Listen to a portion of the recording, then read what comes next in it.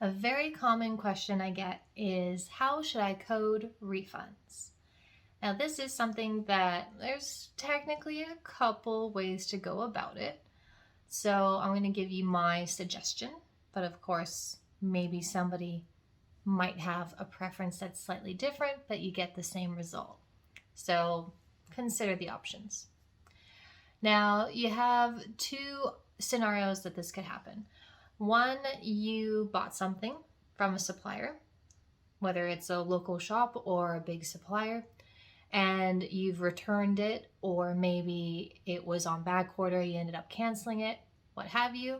That supplier has refunded you and money has gone into your bank account.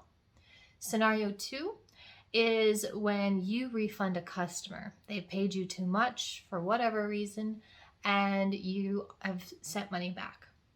So if we look at scenario 1 first, this is money coming back to you from a supplier. And when I see people get a little confused, they go, but it's income. So should I record it as income, but it's from my supplier?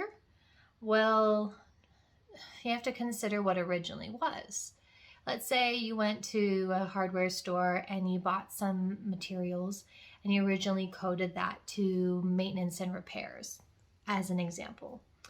Then when you decided to return something, or for whatever reason you ended up getting a refund for whatever part of what you purchased, part or all of what you purchased, what you do when that hits your bank account and you're looking at it on your bank fee transactions to code, record it to repairs and maintenance. Because say you spent $100, you put that to repairs and maintenance, but you got a refund for $30. Well, you didn't really spend $100 then. You really only spent $70 in the end.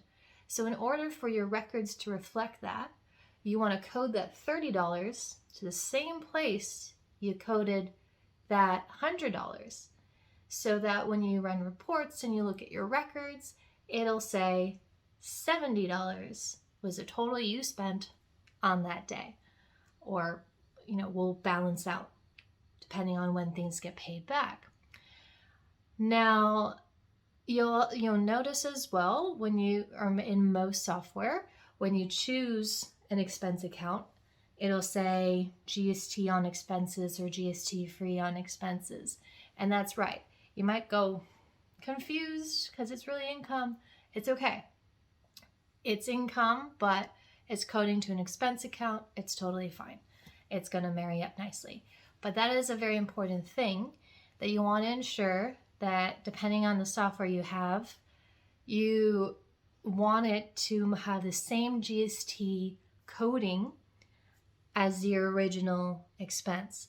You wouldn't want to say, oh, I got this refund and I'm going to mark it GST free.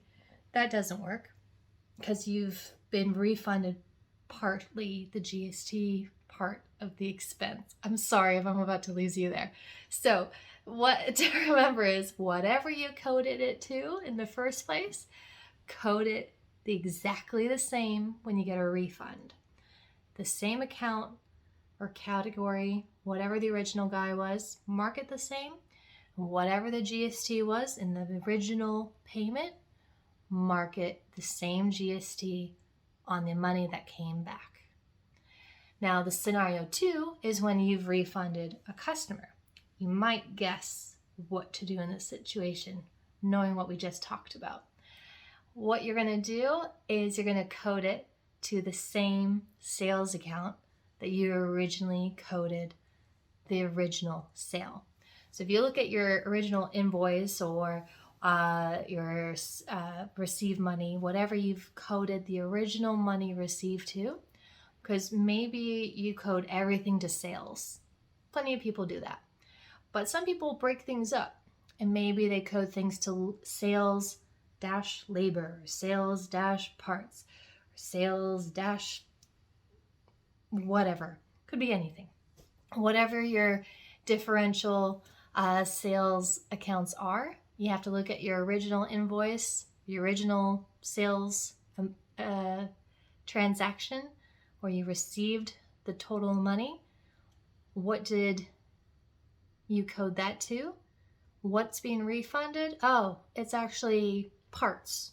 It was sales parts on my invoice. I had a bit with sales labor, a bit with sales parts, but I had to refund because there was a change of price of something.